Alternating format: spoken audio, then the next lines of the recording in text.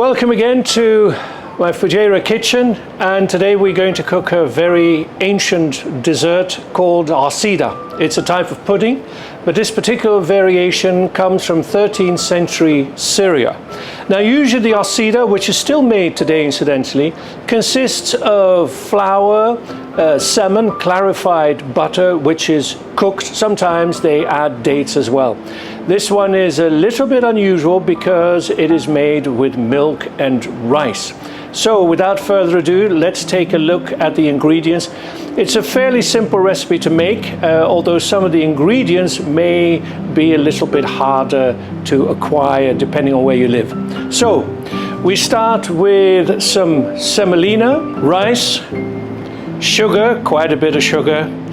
Here we have some pistachios, rosewater, some sheep's tail fat or leer, and some milk.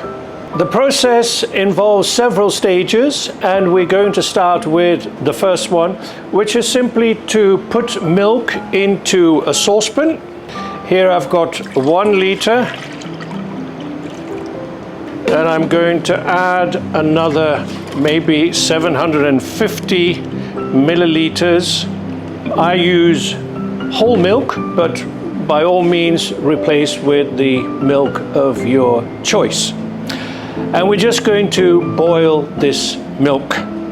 Okay, so the milk is boiling, and now I've poured off just a little bit, which we're going to set aside and use later to moisten the pudding. So with the milk that's in the pot, we're going to now add the rice, and I'm using about 230 grams. Again here, please use the rice of your choice, and we're going to cook this, and the recipe dictates that it should be cooked until the rice is done, so falls apart, and then we proceed with the next stage. While the rice and the milk are cooking away, we're going to prepare some of the garnish, and the first thing we're going to do is make our own syrup, julab. Now you can make it just with sugar and water, but the original one was with rosewater and sugar, and so that's what I'm going to use here. So it's very simple. It's a question of cooking rosewater with sugar, and I've got here about 250 milliliters of rosewater. And I'm going to add 200 grams of sugar, but I'm going to keep some sugar which we're going to sprinkle on when the pudding is ready. I think our syrup is ready now. So we're going to take it off the hob and pour it back into the bowl. So the rice isn't quite done yet, so it needs a bit more. So when we plate up, we're going to, as if it isn't nice enough as it is, we're going to add loads of delicious things, among them the rosewater syrup, and also some toasted pistachios. Now, these are untoasted pistachios, but you can easily buy toasted pistachios in the supermarket or wherever. But even if you buy already toasted, I always recommend toasting them a little bit just to bring out the wonderful flavor. So here, there's 2 ways in which to toast the pistachios. Either you do it in the oven, 350 degrees for about 10 minutes, I'd say. I'm going to do them in the pan on medium heat, and usually it's about 7 or 8 minutes. But of course you have to make sure that you don't burn the pistachios.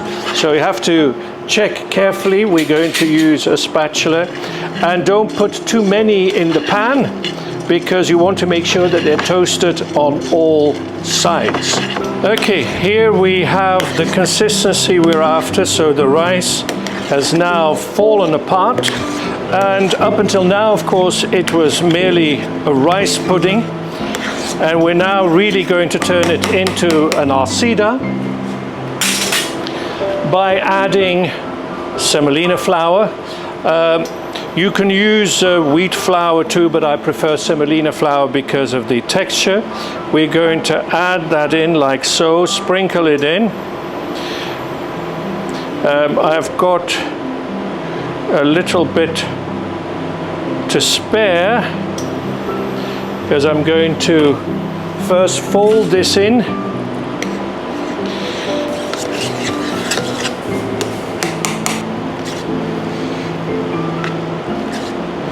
And the pistachios have been toasted in the meantime. We're going to set those aside. And we now have the final element that we still need to do, and that is our sheep's tail fat.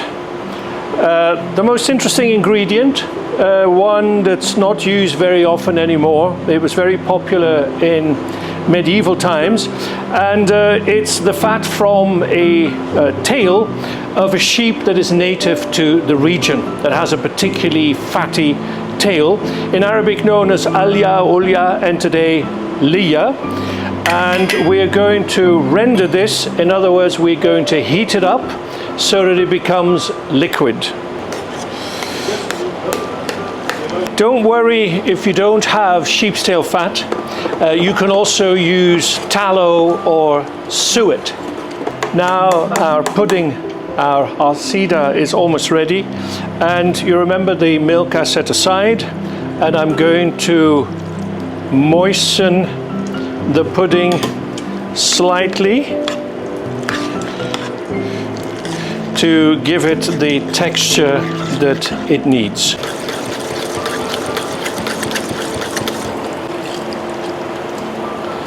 The medieval chefs would use the sheep's tail fat in a variety of ways. Sometimes it would be just chopped up and cooked together with other meat cuts. Sometimes it was rendered. Sometimes it was even rubbed with spices before adding it to the pot. It really gives a very deep and fragrant flavor to any dish that you make with it. In this case, we're going to do something even more exceptional with our sheep's tail fat. We're going to drizzle it on our pudding when we serve it. So here we have our toasted pistachios.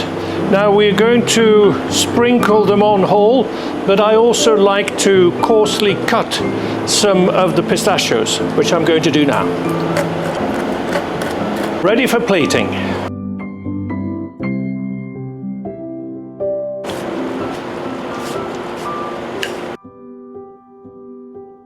And we're going to sprinkle on the garnish. So we have our sheep's tail fat, we have our rosewater syrup, our julep, we have some sugar, and we have our toasted pistachios, some of which have been coarsely cut.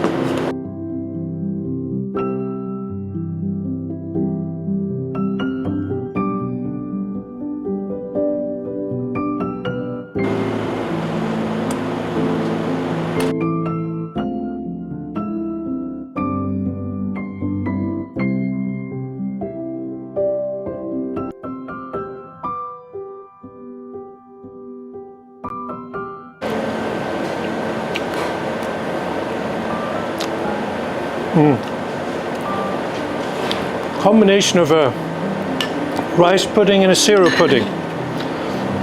With the rose water, although there's a lot of syrup in here, but it's not too overpowering. Produces a very balanced result.